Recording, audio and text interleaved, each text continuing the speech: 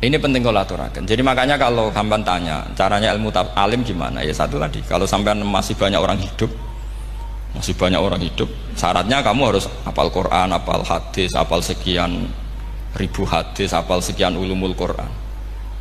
Itu kalau masih banyak orang hidup. Kalau sudah kamu sendiri hidup, ya sudah, pokoknya isokulhu ya salim sendiri, kan nggak ada saingannya ini. Makanya kata Said Muhammad, beliau mengatakan, kita meyakini umumal hisab ya berdasar zahiril Quran, kita menafikan umumal hisab, bahwa hisab hanya yahtassul liqaumin duna qaumin, juga berdasar zahiril Quran. Kita percaya semua mayat ditanya mungkar nangkir ya berdasar zahiril ahadis. Kita tidak mengumumkan teks ini juga berdasar zahiril ahadis, karena malaikat mungkar nangkir juga malaikat, berarti dia kena aturan kalau ketemu para wali Allah takhafu wala tahzan. Faham sih kalau maksudnya? Ini penting kalau aturakan. Jadi makanya aspeknya sampean bisa memulai kalau ingin jadi orang alim tafsir, bisa mulai dari yang mudah saja, yang fikih saja. Makanya kata Imam Ghazali, kenapa Mu'tazilah jadi segoblok itu? Karena dia tertipu oleh umumatul Quran, oleh teks-teks umum. Dia tidak tahu mukhasisnya. Padahal setiap ayat umum itu pasti ada mukhasis. Misalnya begini ya, kalau kamu maknanya fikih saja, contoh yang paling mudah familiar itu fikih ya. Misalnya kita ngaji Quran, wal mutallaqatu yatarabbasna bi anfusihinna salasata quru. Kalau orang dicerai, itu iddahnya itu 3 kali masa nawa suci. Apakah aturan iddah seperti ini hal hadhil iddah amatun likulli mutallaqatin am li mutallaqatin makhsusah? Apa ini semua mutallaqah iddahnya pasti salah satu quru, apa orang tertentu? Ya enggak, asal dia mutallaqah pasti iddahnya salah satu quru. Anda goblok, Anda salah besar. Kalau misalnya yang dicerai adalah orang hamil, iddahnya apa? Salah satu quru apa watil hamli? Watil hamli. Kita butuh ayat lain, wa ulatul ahmali ajaluhunna ayyadna hamlahu. Sama seperti kita ngaji, walladzina tawaffawna minkum wa yadharuna azwajan yatarabbasna bi anfusina arba'ata asyhurin wa asyra. Asal wanita ditinggal mati suaminya, maka iddahnya 4 bulan 10. Apa semuanya demikian? Enggak. Misalnya orang hamil iddahnya biwatil hamil. Artinya kalau Anda tertipu umumatil Quran, berarti Anda sama dengan menghukumi orang ditolak semua iddahnya salah satu guru. Sama misalnya orang sekarang dalil-dalil wa may yatawallahum minkum fa innahu minhum. Kalau berkawan orang kafir, maka dia menjadi kafir. Itu kan fatal. Semua nabi ya berkawan orang kafir, karena dakwahnya memang sama orang kafir.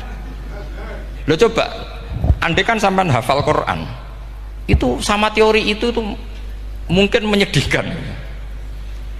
Coba istilahnya Quran, wadhkur akho'at wa ila adin akhawum huda wa ila samuda akhawum. Terus semua umatnya yang kafir disebut akhawum. Akhaw itu artinya apa? Saudara. Mereka ya berkawan sama orang kafir. Makanya butuh analisis fikih untuk maknani wa may yatawallahu minkum fa innahu. Setelah dianalisis fikih, ternyata semua nabi diistilahkan wa ila madyan akhahum syuaiba wa ila adin akhahum huda. Akhaw itu artinya apa? Saudara. Kalau sampean tanya, lalu logikanya gimana? Kata kitab-kitab kan wa in kana dasarin fajanibhu suratan. Kalau ada teman buruk jauhi, kalau teman baik temani. Kalau cara usul fikih gampang, kancanan maling dosa, wong kok kancane maling, tapi nak dakwai maling apik kan? Aku ora ngancani kok dakwai dandani, selesai kan? Ngancani maling elek, nak dakwai maling apik. Demenan rondo elek, nak didik apik kan, itu seperti itu. Nah, ini penting kalau aturakan. Nah di sini ini makanya NU itu punya sejarah panjang, banyak wali-wali yang jadab, yang coro zahir itu kancanan fasik-fasik. Orang syariat bingung, ini wali kok berteman orang fasik. Ya kalau kamu bahasakan teman ya masalah, kalau kamu bahasakan ini binaan, enggak, sama jawab saja. Kalau dibahasakan teman masalah nggak masalah kan, tapi kalau dibahasakan itu binaan, selesai kan? Sama, Nabi berkawan orang kafir itu tidak karena berkawan, itu binaan Nabi. Memang Nabi itu jadi Nabi objeknya adalah mengislamkan orang kafir. Ya berlama-lama Nabi dialek dengan mereka, muasyarah sama mereka. Bahkan Nabi diharuskan bersikap baik sama mereka. Itu yang disebut fabima rahmatim minallahi lintalahum walau kunta fadhdhan ghalidhal qalbi lan faddu min hawl. Tapi sekarang itu orang sudah tidak pakai ilmu. Orang-orang radikalisme itu nggak pakai usul fikih. Pokoknya kalau ada ayat terjemahnya gini ya sudah, itu jadi madhab. Akhirnya kecelakaan seperti ini. Pokoknya kalau ada ayat faqtulul musyrikina haitsu wajadtumuhum wa khudhuhum wahsuruhum wa'udu lahum kulla marsad. Sudah hafalnya ayat itu saja. Dia tidak mau ngapalkan misalnya qatilul ladzina yuqatilunakum. Ada ayat lagi wa akhrijuhum yamin haitsu akhrajukum. Sehingga ulama kita membagi kafir itu ada harbi, kita musuhi, ada zimmi, ada muahad, ada musta'man. Itu ulama karena tahu tidak semua orang kafir itu harbi, tidak semuanya zimmi, tidak semuanya muahad, tidak semuanya musta'man. Kalau harbi oke, kita perang, kalau zimmi ya kita bina, kalau muahad ya sesuai perjanjian kita, kompensasinya apa, MOU-nya kayak apa. Tapi apalnya mereka ayat satu tema. Nah celakanya kita yang ngaji di pondok-pondok yang katanya spesialis ingin alim tafsir, apalnya ya satu ayat juga. Wah itu kan satu ayat versus satu ayat, itu ngeri. Makanya kalau sama tanya saya, ini katanya di acara ini sama tanya gimana caranya jadi ahli tafsir, saya jawab gampang. Itu hafal Quran, hafal hadis, terus hafal ulumul Quran. Ya misalnya Naduman ya Faidul Khobir lah. Kalau kitab Nasar ya minimal itu setengah lanya itkon lah. Kalau nggak lanya-lanya amat ya agak lanya. Karena kitab tafsir itu gampang, teorinya itu mudah sekali. Misalnya al-ibratu bi umumil lafzi la bi khususis sabab. Itu sama dengan kayak kaidah fikih. Karena kalau kaidah fikih itu saya itu pernah dibisui kiai itu. Ini kisah nyata itu. Dibisui kiai itu pas basul masail. Dulu saya itu masih sering mau basul masail. Tani mun pensiun mun mboten niku mun. Dulu saya dengan Gus Zofur putrane Mbah Mun itu sering makili Pondok Anwar basul masail fikih. Tapi tidak tahu ceritanya Gus Zofur jadi dokter tafsir, saya juga kok tahu-tahu menekuni tafsir. Lama-lama orang itu lupa status saya yang fakih ya. Makanya saya itu ya kadang eman gitu karena ini status penting juga. Tapi status fikih itu kadang memang menyesatkan. Karena begini, itu dulu pernah ada basul masail itu begini. Ini kisah nyata ini. Ada desainer baju putri untuk putri, anak putri. Kemudian desainer itu menciptakan satu celana pendek misalnya, atau celana seperempat. Dengan desain ini pasti kalau dipakai itu auratnya itu kelihatan. Bagaimana hukumnya desainer ini? Apa termasuk mimman sarro'a as-sayyi'ata? Karena terjadi kasfil aurat. Apa enggak? Rata-rata kalau kiai yang khusuk-khusuk, yang sepuh-sepuh, desainer itu dosa. Gara-gara tren pakaian ini wong wedok buka aurat.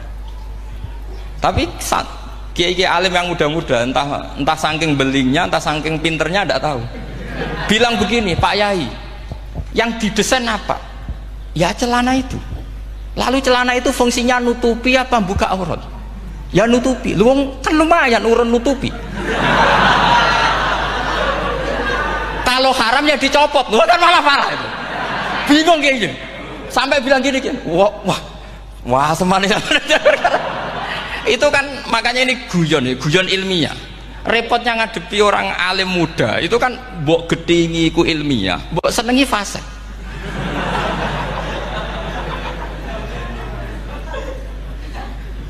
Ketika kiai yang khusyuk tadi tak tanya, kalau desainer katok seperapat,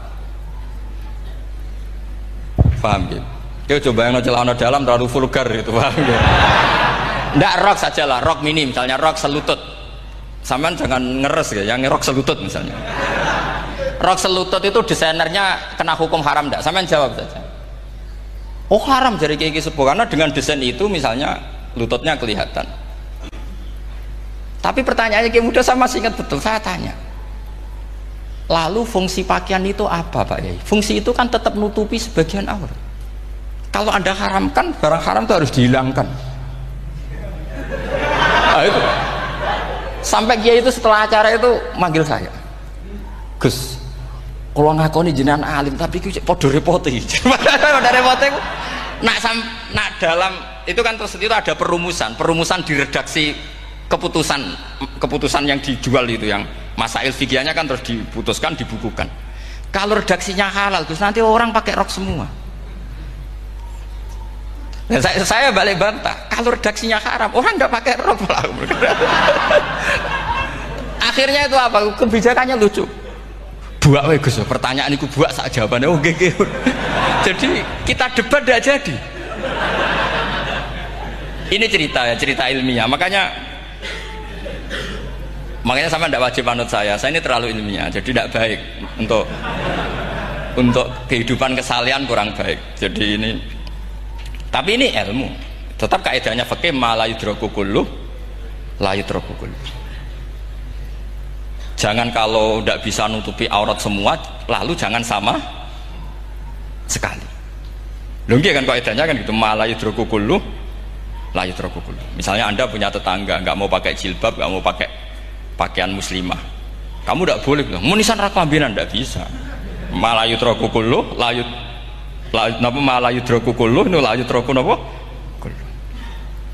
Makanya ini kita harus hati-hati. Nah bayangkan sekarang orang meneliti Quran itu yutrokukulu. Mestinya kalau Anda meneliti radikalisme, ayat yang terkait radikalisme diteliti semua. Ternyata di surat Taubat yang disebut suratus Saif, yang bahkan haram baca bismillah, itu ada ayat wa in ahadum minal musyrikin astajaroka fa'ajirhu hatta yasma'a kalamullah summa ablighu ma'mana. Muhammad, kalau ada orang kafir mau belajar Quran sama kamu, ya harus kamu pelajari hatta yasma'a kalamullah. Setelah mereka mau belajar, ya ablighu ma'mana summa ablighu ma'mana, kamu harus menjamin keamanan dia. Itu di surat Taubat, termasuk akhiru suratin nazalat, gak mungkin terjadi mansuh. Tapi orang-orang ekstremis selalu pakai faqatulul musyrikin haitsu, apalan itu terus. Yang orang liberal yang menaparin la ikraha fiddin. Ya sudah seperti itu.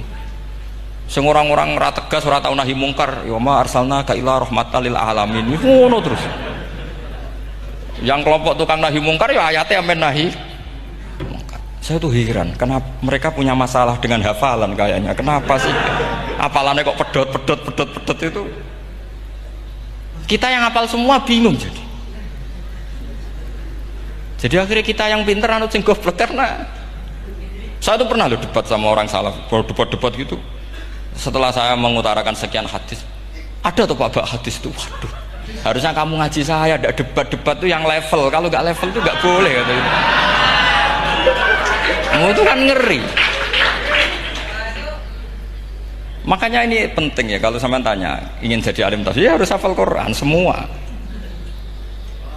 Nah, kalau tidak mungkin yang nunggu orang semua mati baru Anda jadi ahli tafsir, karena tidak ada musuhnya.